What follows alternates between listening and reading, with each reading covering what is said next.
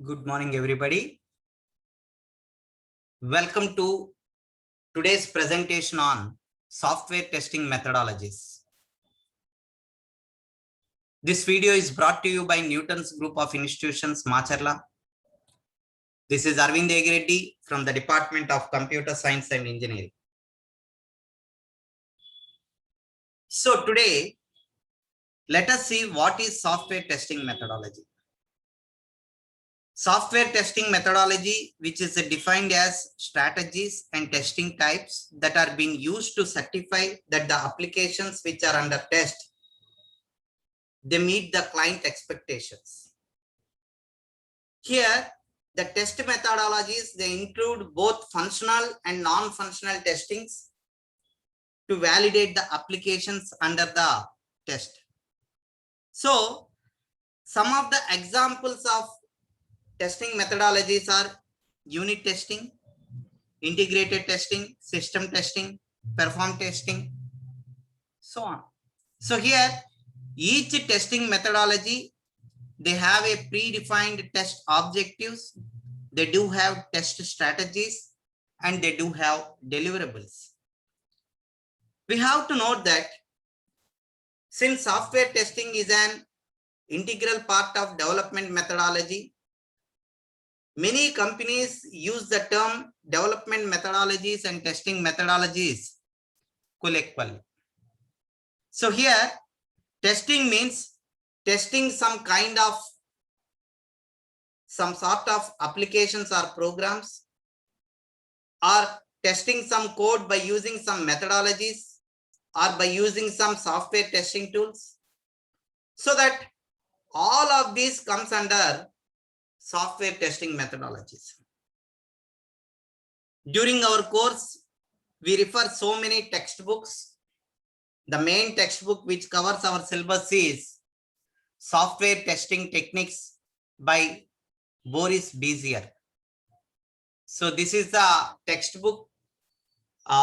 You can see the textbook cover here, Boris Bezier. So the topics of entire 6 units, we are going to refer from this particular textbook. So this is our main textbook. Of course, we do have several reference books, but what we have to follow.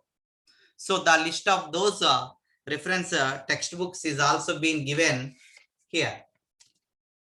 Now coming to the outcomes of this course, we understand the basic testing procedures. We will be able to support in generating the test cases and test suites. And we will be able to test the applications manually by applying different testing methods and automation tools. And we applied the tools for resolving the problems in real-time environment. So here, the goal of utilizing the numerous testing methodologies in our development process, which is to make sure that our software can work successfully and which can operate in multiple environments and across different platforms. So here we will see what is a software, what is meant by testing, and what are the different methodologies of testing. Here, as we know that software is nothing but it is a set of programs which are being defined to perform well-defined functions. And these software instructions that tell the computer what to do. So here, software comprises the entire set of programs, procedures, and routines that are associated with the operation of the computer system. So here, a software is nothing but it is set of instructions that are going to direct the computer hardware to perform a task, and which we call it as a program or a software program. And here the program, which is nothing but they are sequence of instructions that are written to solve a particular problem. And we know that there are two types of softwares we come across. One is system software and application software. Now coming to what is software testing. So here, software testing is nothing but it is the process of verifying the system with the purpose of identifying any errors or gaps or missing requirements versus the actual requirements. So here we can say software testing is broadly categorized into two types. One is functional testing and the other one is non-functional testing. So here software testing is nothing but it is the process of evaluating a software item to detect a difference between the given input and expected output. And it is also used to assess the features of the software item. Here, the testing which is going to assess the quality of the product. So software testing is nothing but it is a process that should be done during the development process. And here we need to understand that testing is necessary so that we can provide the facilities to the customers, like delivering the product with high quality, and our software applications which require low maintenance cost, and this may result into more accurate, consistent and reliable product. So here the testing is so important since it is going to discover the defects or the bugs before the delivery of the product to the client, and which is going to give us the guarantee that the quality of the software. So it makes the software more reliable and it makes easy to use. So by thoroughly tested softwares, they ensure the reliable and they ensure high performance software operations. So once after testing, if we find any errors or bugs, then what we have to do? We have to use the different methodologies for rectifying those bugs or for correcting those bugs. So here, testing methodologies are nothing but they are various combinations of strategies what we are going to implement, or they are nothing but they are a set of principles or ideas or methods, or we can say they are the concepts that help us to ensure that that particular software product or an application is bug free, or it is going to fit for the purpose and well according to the user's requirements. So here many companies, they use the term software development methodologies and testing methodologies as one. As software applications, they become more and more complex. It is important to have a robust testing methodologies. So there are tons and tons of testing methodologies that are available and that are designed for a specific purpose with their own merits and demerits. And the selection of these software methodologies, they depend on multiple factors like the nature of the project, what we are doing, what are the different client requirements, and what is the project schedule, etc., etc. So here in our syllabus of software testing methodologies, we go through 6 units. In the first unit, we discuss about introduction and flow graphs and path testing. So in the first part, which gives a brief introduction to testing, the need for testing, the types of bugs and their consequences. So at the end of this part 1, we will be able to understand the importance of testing and debugging. We will interpret the model for testing and understand the process of testing. Here we will discuss about the limitations of testing, and we identify the consequences and understand the importance of bugs. And here we are going to classify the bugs into different categories. In the second part of the first unit, we discuss about in-depth overview of path testing and its applications. And at the end of this particular part 2, we will be able to understand the concepts of path testing. Here we identify the components of control flow diagram and we compare the same with flow charts. So here we represent the control flow graphs in the form of an linked list notations. So if you can see here the picture, we are going to represent them in the form of a linked list. So here we understand what is path testing and selection criteria and what are their limitations.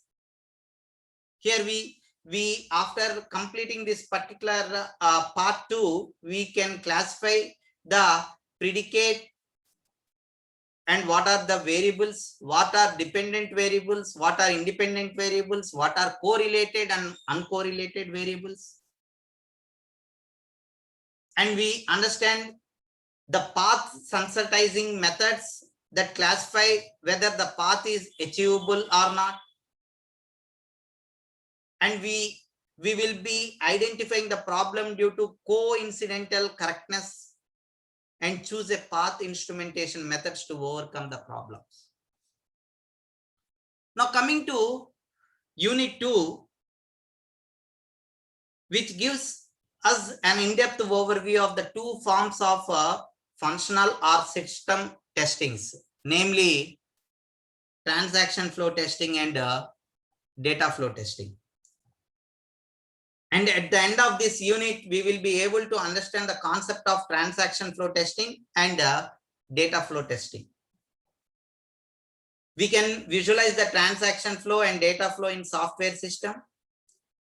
We understand the need and we appreciate the usage of these two testing methodologies.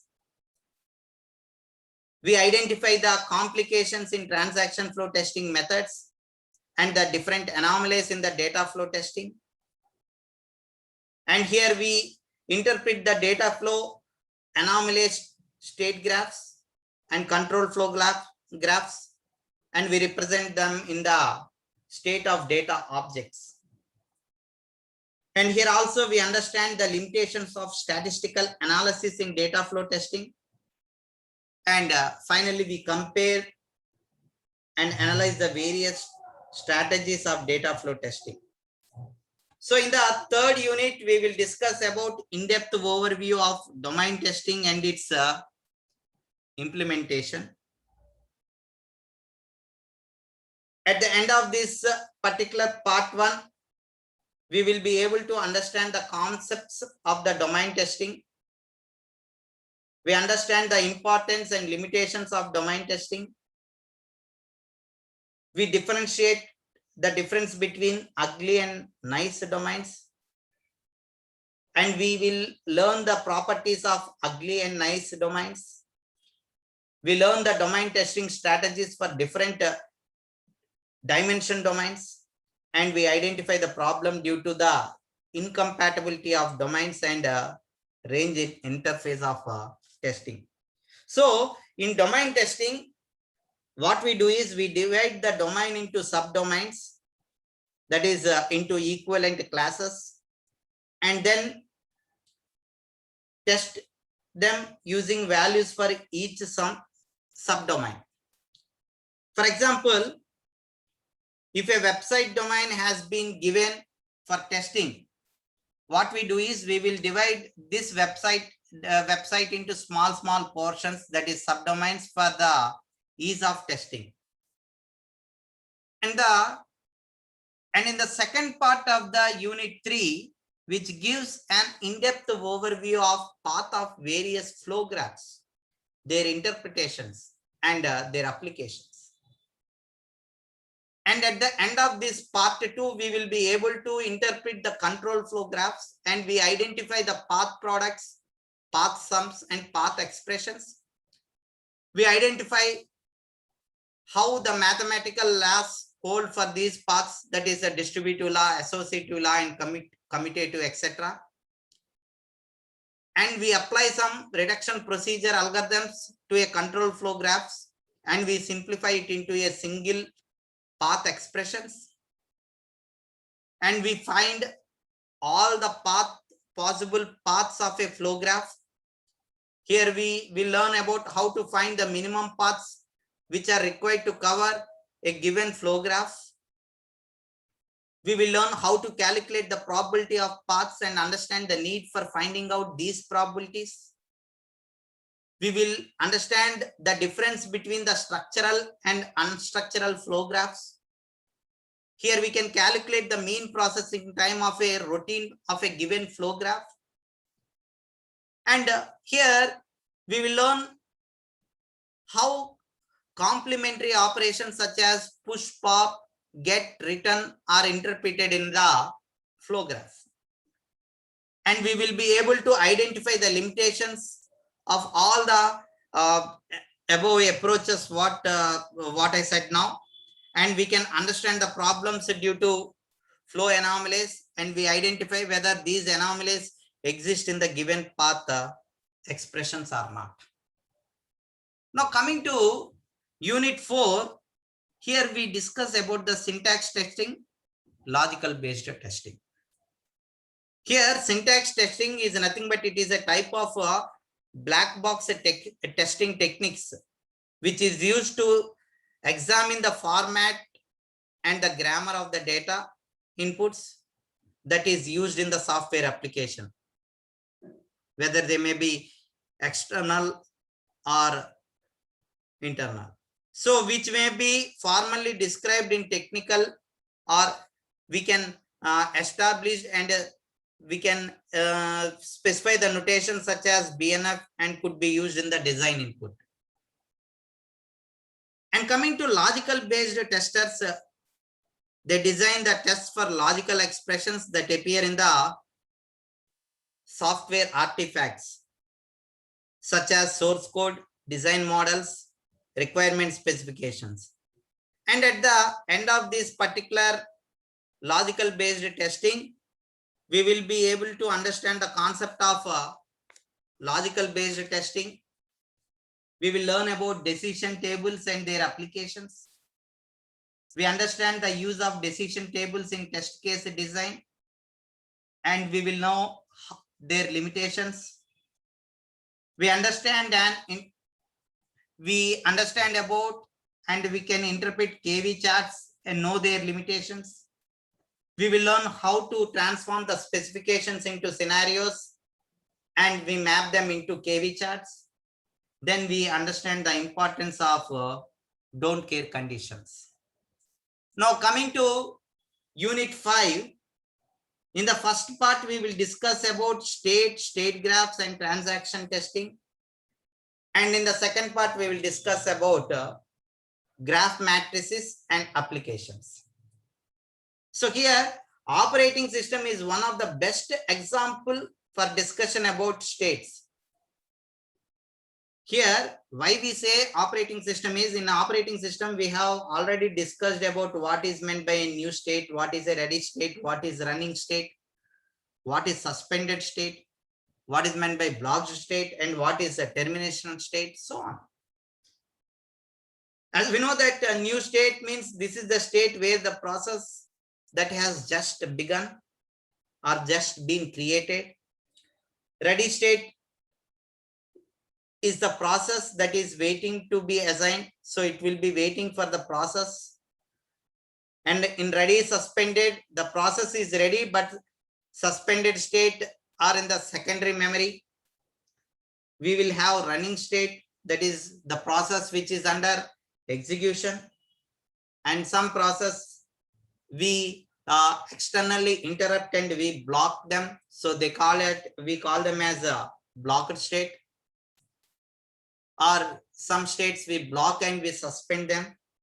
And finally, when the state gets completed, we will be terminating. So that particular state is called as an terminated state. In graph matrix based testing, that is in our second part, we convert our flow graphs into square matrices with one row and one column or with 2 rows, 2 columns, 3 rows, 3 columns. So if the size of the graph increases, it becomes difficult to do the path tracing manually. So here the main objective of graph matrix and its applications is to trace out all the links of the flow graph at least once and draw a square matrix from it, and to find out the cyclomatic complexity VG and hence the independent paths. And finally, in the 6th unit, we will discuss about different software testing tools. So here we will discuss about different tools. We will discuss about automated testing, concepts of automation, introduction to list of tools like Windrunner, LoadRunner, Gemter, and we will see some mappings of the GUI. So all these things, what are all the different testing tools that are available? We will discuss the concepts in this particular unit.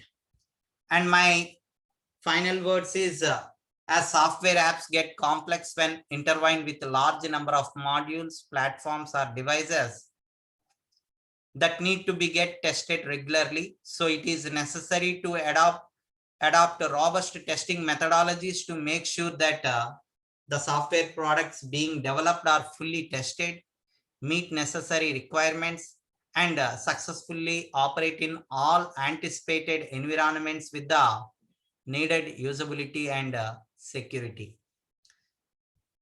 So that's all for now. If you would like to go through all these 6 units, please subscribe to my channel and follow my videos and press the bell icon for the latest notifications. Thank you.